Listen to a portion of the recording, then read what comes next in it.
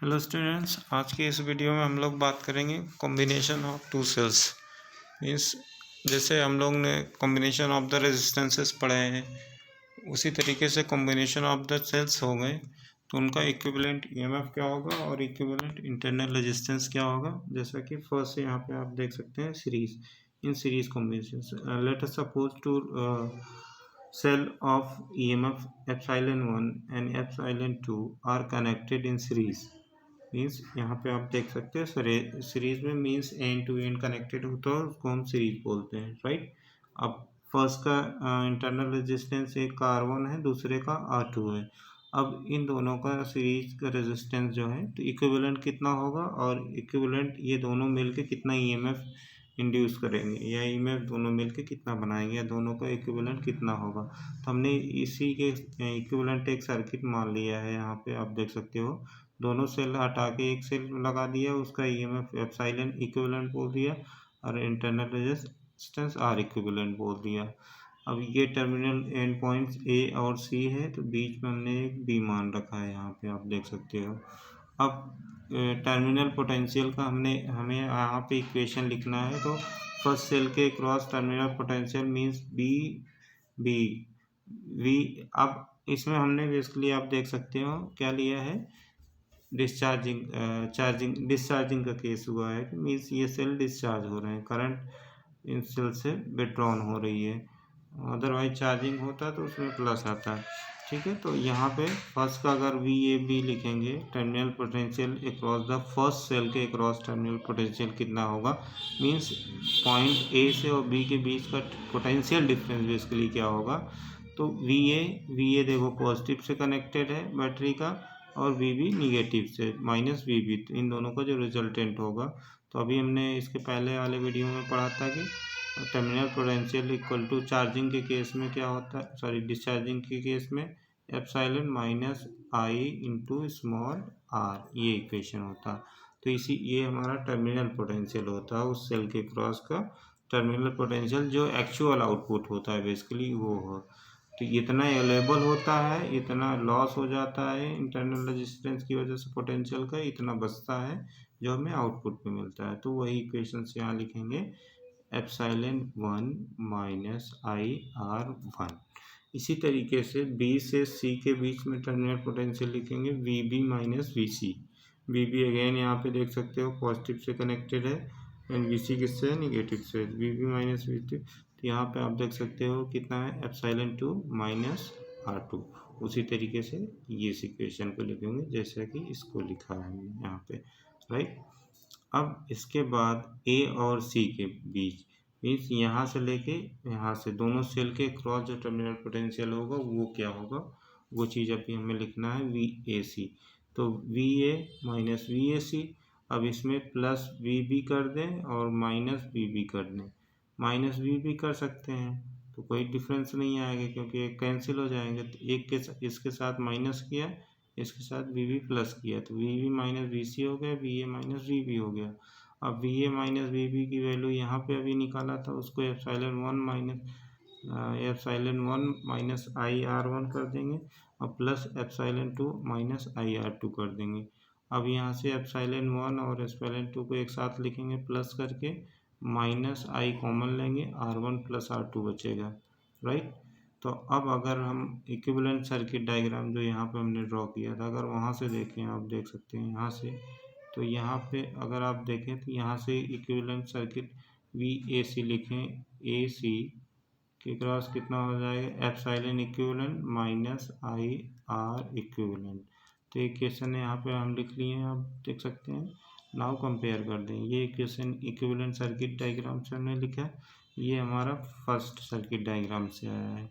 अगर दोनों को कंपेयर करें, देखो आप लेफ्ट हैंड साइड सेम है तो राइट हैंड साइड से एप्सिलॉन इक्विवेलेंट क्या हो जाएगा, एप्सिलॉन 1 प्लस एप्सिलॉन 2। तो अगर n सेल होंगे तो इसी तरीके सीरीज मान लिया 10 वोल्ट का है एप्सिलॉन 1, 2 वोल्ट का है या 1 वोल्ट का है, 2 वोल्ट का है, इस तरह से मान लिया n सेल है। तो सबका सीरीज में जो क्या होगा, सबका इंडिविजुअल जो सीरीज सम होगा उसी तरीके से उसका सबका, जैसे 10 है, 2 है, 3 है, 10 प्लस 2 प्लस 3, इस तरह से करते जाएंगे एंड सो ऑन। अब आर इक्विवेलेंट सर्किट जो इंटरनल रेजिस्टेंस इक्विवेलेंट होगा सबका मिला के वो क्या हो जाएगा, उसी को सीरीज सम, जैसे रेजिस्टेंस में सीरीज सम निकालते हैं R1 + R2 और R3 and so on up to Rn, इस तरह से निकालेंगे। ठीक, अगर अब इसी में अगर चार्जिंग का केस होगा तो क्या होगा, चार्जिंग में बस आप ध्यान देना है। चार्जिंग में आपको एक यहाँ पे ये चार्जिंग केस जैसे BBC यहाँ पे फर्स्ट के लिए लिखेंगे, चार्ज हो रहा मीन्स जैसे यहाँ पे ये सेल ε2 सेकेंड सेल चार्ज हो रहा तो उसके लिए इक्वेशन चेंज हो जाएगी, राइट। अब VAC के क्रॉस क्या हो जाएगा, फर्स्ट सेल से ये सेल चार्ज हो रहा तो ये ε2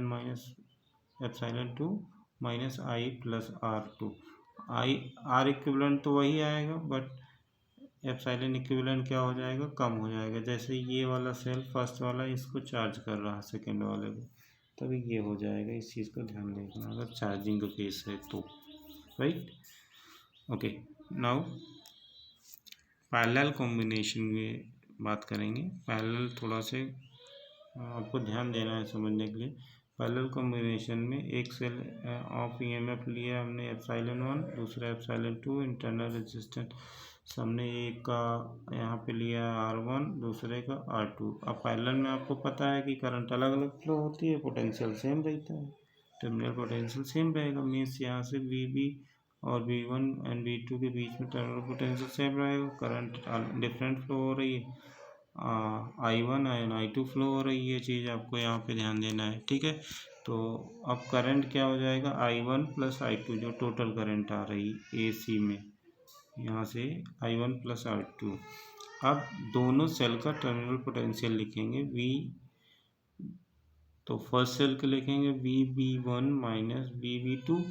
फर्स्ट सेल के लिए क्या हो जाएगा, ε1 - IR1, ये हो जाएगा। यहाँ से अगर I1 को हम निकालें तो इसको ε1 - V/R1 ये आ जाएगा, ये आ गया फर्स्ट की करंट। और सिमिलरली दूसरे सेल के लिए ये लिखेंगे, यहाँ पे आप देख सकते हैं VB1 - VB2, तो उसका भी टर्मिनल पोटेंशियल वही होगा, क्योंकि पैरेलल में आपने पढ़ा है कि पोटेंशियल सेम होता है। ε2 - I2R2, यहाँ से I2 अगर हम निकालेंगे तो ε2 को इधर ले आएंगे, ये माइनस हो गया, प्लस हो गया ε2, और ये माइनस हो गया εV/R2। ये सेकेंड इक्वेशन आप यहाँ पे इसको करंट ये आ जाएगी। तो फर्स्ट इक्वेशन में यहाँ पे हम लोग को रखना है I1 + I2 इक्वेशन में ये टोटल करंट फ्लो हो रही है, तो I1 + I2 ये रखा। अब यहाँ पे ε1 और ε2 को हमने एक साथ लिया, ये -V पोटेंशियल I1 ये आप यहाँ पे देख सकते हैं 1/R1 + 1/R2। अब इसको आप इस फॉर्म में लिख सकते हो, राइट। ओके, नाउ अब अगर यहाँ पे थोड़ा सा आपको ध्यान देना है कि यहाँ पे कुछ स्टेप्स हैं, या तो इस तरीके से आप कर सकते हो, नहीं तो इसके आगे हमने दूसरा और करके स्टेप दिया, वहाँ पे आप ध्यान, वहाँ से आप समझ सकते हो। अब इसमें क्या किया है, इसको सिंप्लीफाई किया R1 + R2/R1R2, फिर इसको क्या किया है, यहाँ पे I इक्विवेलेंट = एप्सिलॉन इक्विवेलेंट, जैसे I सबके लिए निकाला था तो वैसे यहाँ पे आप देख सकते हैं इसके लिए लिखेंगे तो I यहाँ से क्या हो जाएगा, I = हो जाएगा एप्सिलॉन इक्विवेलेंट -V/R इक्विवेलेंट, यहाँ से लिख सकते हैं। तो अब इसको लिख लिया तो इसको यहाँ पे रिप्लेस यहाँ पे रख दिया I की जगह, ये इक्विवेलेंट सर्किट डायग्राम से, क्योंकि करंट तो वही रहेगी। तो अब ये इक्वेशन आपका यहाँ पे ये बन गया, राइट। अब यहाँ पे भी हमने अलग किया एप्सिलॉन इक्विवेलेंट और V/R इक्विवेलेंट = ये। अब आप दोनों साइड्स इक्वल हैं तो अब आप कंपेयर कर सकते हो। फर्स्ट इक्वेशन क्या देगा, ये फर्स्ट अगर हम इसको कंपेयर करें इससे तो ये आ जाएगा यहाँ पे, और सेकेंड टर्म को कंसीडर करें तो सेकेंड टर्म आपका ये आ जाएगा। तो फर्स्ट टर्म से अगर हम कंपेयर कर रहे हैं, अगर सेकेंड को करें तो यहाँ से R इक्विवेलेंट आ गया, means R equivalent R1 R2 upon R1 plus R2 and epsilon equivalent अगर इससे कंपेयर करेंगे तो epsilon upon R equivalent equal to epsilon 1 R2 plus epsilon 2 R1 plus upon R1 R2 या R1 R2 R इक्विवेलेंट की value रख दें तो ये आ जाएगा आपका फाइनली टर्म ये एप्सिलॉन इक्विवेलेंट ये आएगा। ठीक है, मीन्स अब जब दो सेल का अगर पैरेलल कॉम्बिनेशन में होगा इसका एप्सिलॉन इक्विवेलेंट आप कैसे निकालेंगे? इसका सिंपल से आप फर्स्ट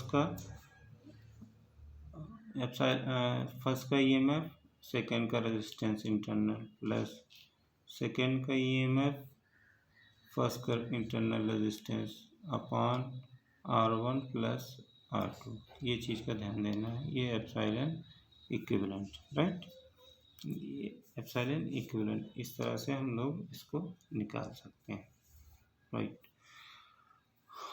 इसका दूसरा तरीका यहाँ पे हमने लिख रखा है, जैसे आपने फर्स्ट टर्म ये लिखा यहाँ से ये I1 रखा ये I2 रखा तो इसको एप्सिलॉन 1 ने एप्सिलॉन 2 को एक साथ किया, V को कॉमन लिया ये आया, फिर ये टर्म इसको सिंप्लीफाई किया तो ये टर्म आ गया, फिर इसको सिंप्लीफाई किया तो ये टर्म आ गया, राइट।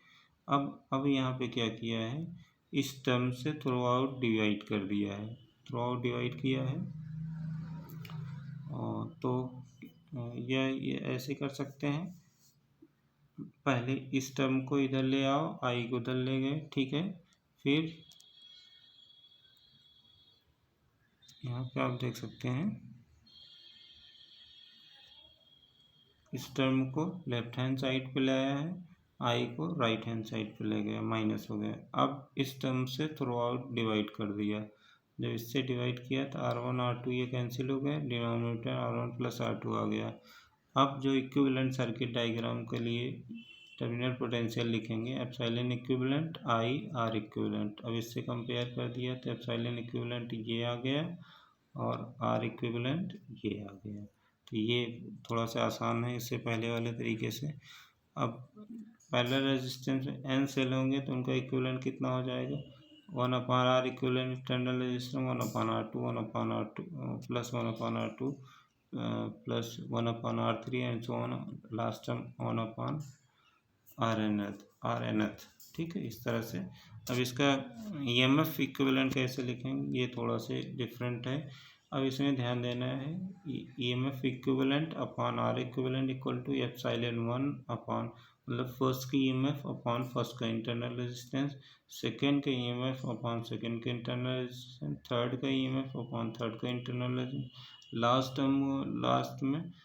का EMF अपॉन लास्ट का इंटरनल रेजिस्टेंस। और ये रेशियो किसका होता है, दोनों equivalent epsilon equivalent upon R equivalent, इन दोनों का इक्विवेलेंट का ये रेजिस्टेंस होता है, राइट। तो ये फाइनल हम लोग फाइनली देख सकते हैं, ये जब हमारे सेल्स ग्रुपिंग में होंगे तो उनका इस तरह से हम लोग इंटरनल रेजिस्टेंस कैलकुलेट कर सकते हैं, राइट। अभी इसके बाद हम लोग वीडियो में किरचॉफ लॉ पढ़ेंगे।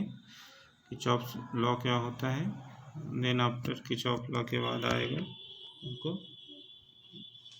किरचॉफ लॉ के न्यूमेरिकल्स हैं और इसमें किरचॉफ लॉ में दो होते हैं,